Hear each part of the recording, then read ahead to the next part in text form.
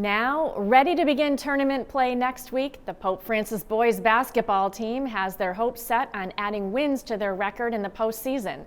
Nick Morganelli takes us to the court for this story. Last week, the Pope Francis Preparatory School Cardinals took on the Westfield High Bombers in one of their last regular season games. They got off to an early lead and continued to widen the point spread, leading most of the game by over 20 points. Kay McClear, a junior, was there to support the Pope Francis varsity team. We had senior night earlier this week. It's going pretty good. Like, everyone's really supportive, and there are usually a lot of people at the away games, and a lot of people usually try to show up and show their support, like, most of the time. And it's like a really tight-knit community, and everyone's like super sweet and super nice. Tom Flaherty, a Cathedral High graduate, is the father of Pope's starting forward, Pat, who wears number 5. Coming from Westfield, we have there's a big crowd supporting both sides tonight, and hopefully Pope Francis is able to pull out a victory here. The support of the students and parents is an important part of the game. Well, it's definitely the loud, obnoxious fan. I guess I probably have a little bit of a reputation of riding the officials, typically in a positive way. The parents are extremely supportive. They have a great student section that supports both basketball and in the hockey program. It's really a great program. It's a great school. And the kids love it. The Cardinals maintained control of the game to secure the win. Final score, 75-52. Anyone that has played or watched a team sport knows that dedication, teamwork, and practice is key.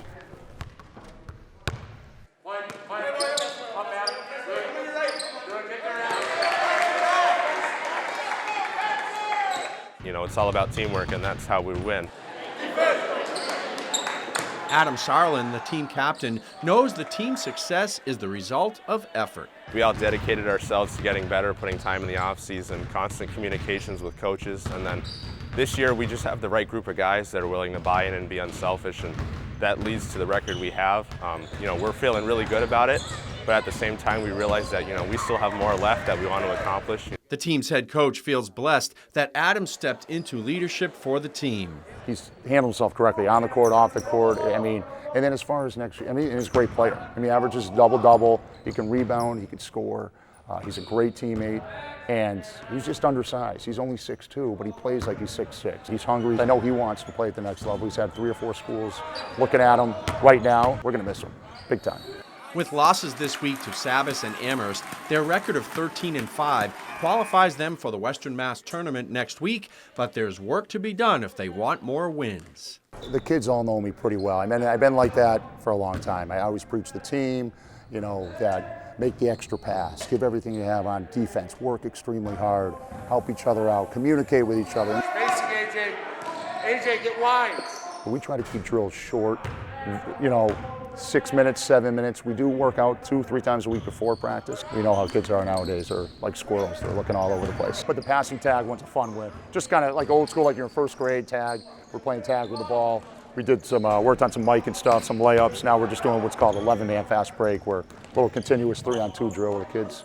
Just kind of getting their voices ready, getting loose for practice, and then we'll get into some serious stuff. Part of the team's success is fostered when they're not playing the game or practicing. Off the court as well. It's a great group of kids. They like each other, they have good chemistry, and they hold each other accountable, which is really good. Once in a while, we'll all go out to eat together. Like, we just like having fun with each other. Like, hanging out, one kid's house we go to all the time, we all hang out there.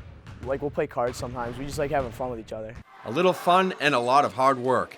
After next week's games, they and 31 other teams will compete for the state championship. Every game, right before we go out of the locker room, we all say a Hail Mary together. We all pray together.